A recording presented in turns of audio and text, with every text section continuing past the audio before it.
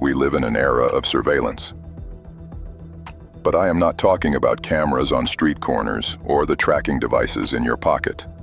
I am talking about social surveillance. We have forgotten the art of privacy. Silence has become expensive.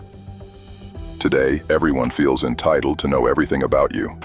They want access to your financial data, your romantic history, your trauma, and your future plans. They disguise this intrusion as concern or small talk. But make no mistake, it is an extraction of data. When someone asks you an uncomfortable question, they are often trying to place you in a hierarchy. Are you above them? Are you below them? Are you a threat? Or are you a failure? The Stoics, Seneca, Marcus Aurelius, Epictetus, understood that the mind must be a fortress. If you answer every question you are asked simply because it was asked, you are leaving the gates of your fortress wide open. You are handing over your peace to anyone curious enough to take it. In this video, we will analyze 10 of the most common, intrusive, and rude questions people ask in modern society. We will not teach you how to be rude back. Aggression is a sign of weakness. Instead, we will teach you the art of stoic detachment. We will give you the psychological breakdown of why they ask, and the exact magic phrases to shut them down without lowering your standards. Welcome to the quiet power of boundaries. Let's begin with the most vulgar of all inquiries: money. In a capitalist society, your income is often mistaken for your value as a human being. When a relative, a colleague, or an acquaintance asks, "How much do you make?" or "How much is your rent?" they are not checking your accounting. They are checking their own status. If you give them a number, you lose. If the number is low, they offer you pity, which is a form of contempt. If the number is high, they offer you envy, which is a form of hatred. Seneca said, "Wealth is the slave of a wise man, the master of a fool." Do not let them drag you into the foolish game of comparison. The strategy is aggressive vagueness. Never be specific. Specificity makes you vulnerable. When the question comes, do not freeze. Do not look away. Maintain strong eye contact, which signals confidence, and use the enough technique. The answer: I make enough to cover my needs and secure my future, but not enough to buy my own island yet. If they push, and rude people always push, asking for the exact figure, you must draw a hard line.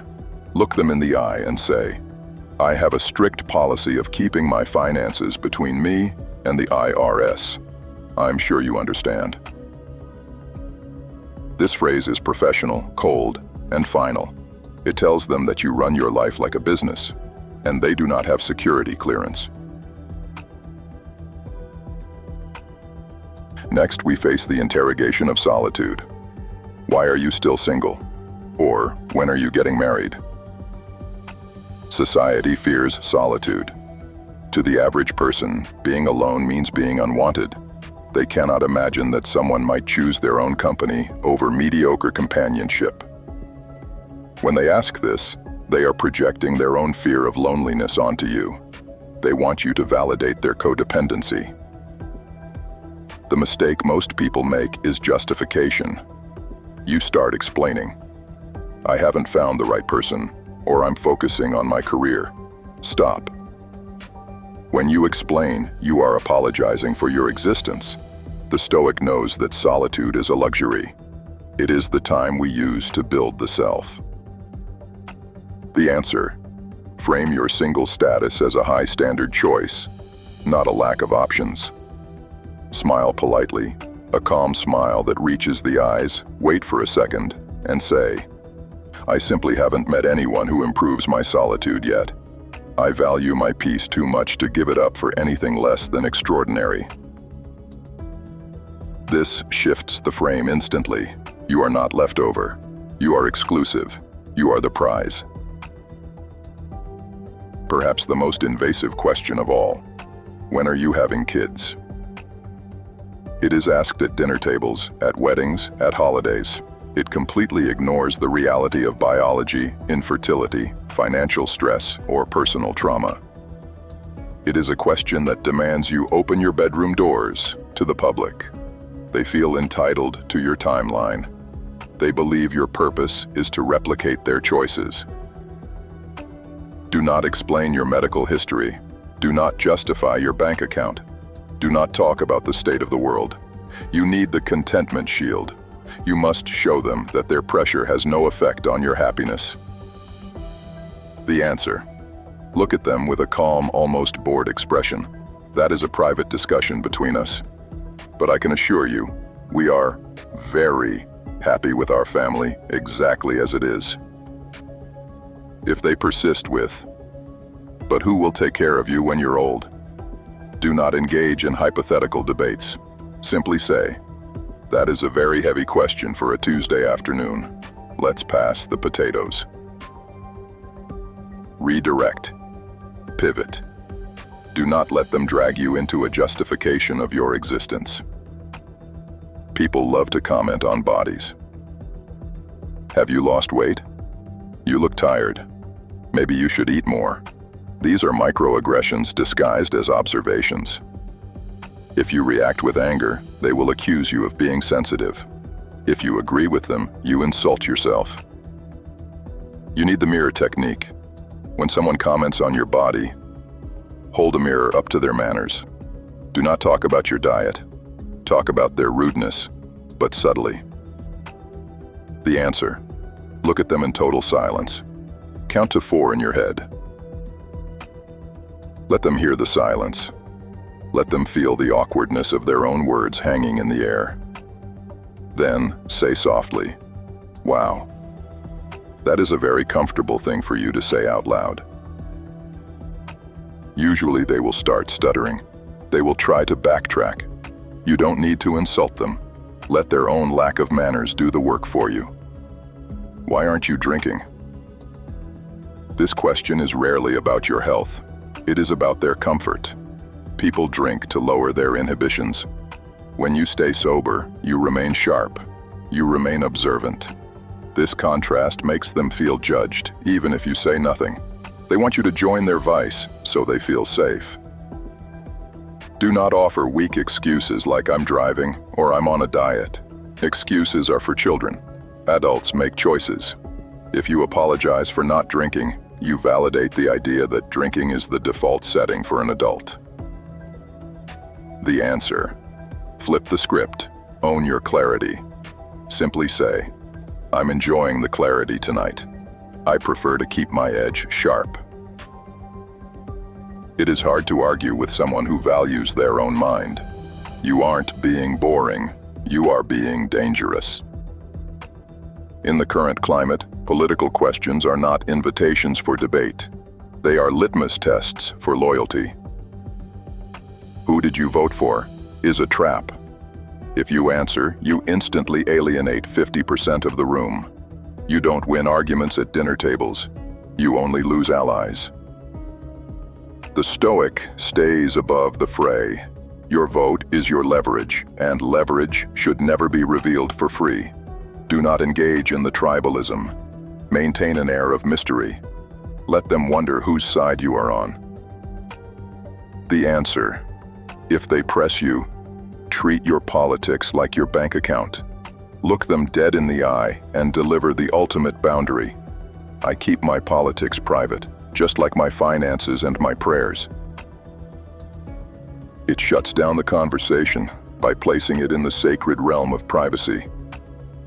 Unsolicited advice is criticism wrapped in gift paper. When someone says, "You should really do this," they are essentially saying, "I know how to live your life better than you do." It is an act of dominance. Most people fight back. They say, "I didn't ask you." This shows you are annoyed. It shows they got under your skin. The Stoic response is indifference. Fighting the advice validates it. Ignoring it destroys it. You must listen without hearing. The answer. Use the closure phrase. Acknowledge their words without accepting the burden. Say, "That's an interesting perspective. I'll keep that in mind."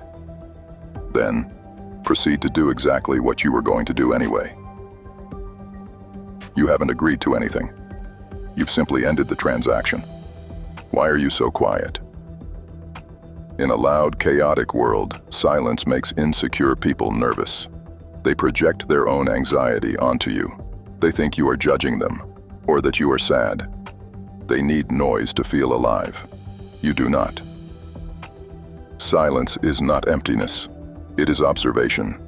The predator is silent. The prey is loud. Refuse to perform for them. You are not a television set that needs to be constantly on. The answer. When they ask why you aren't talking, reframe it as a strength. I only speak when I can improve the silence. Until then, I prefer to listen. This positions you as the wise observer, not the shy outcast. Gossip is the currency of small minds. When someone brings up your ex-partner, asking if you heard about them, they are checking for damage. They want to see if you still bleed. If you get angry, you show you are hurt. If you get curious, you show you are still attached. The only winning move is total, absolute indifference, not hate. Indifference. Hate is still a form of connection. Indifference is the void. The answer. Cut the cord instantly. Say, I wish them well, but I don't look in the rearview mirror. I'm only focused on where I'm going. It tells them that the topic is closed, dead, and buried. Finally, the career interrogation. Older generations often confuse a real job with a soul-crushing 9-to-5 cubicle. If you are a freelancer, a creative, or an entrepreneur, they will ask when you are going to settle down. They value titles. You value freedom. They value security. You value leverage. Do not try to explain the gig economy to someone committed to misunderstanding you. Speak the only language they respect. Results. The answer. Don't justify, just say, I focus on profit margins and freedom, not job titles. And business is very good. Confidence is the only explanation required. Remember, you cannot control the questions people ask. People will always be curious, rude, and intrusive, but you have absolute control over the answers you give. Protect your peace, protect your mind, and never hand over the keys to your fortress. Save this video. You will need it.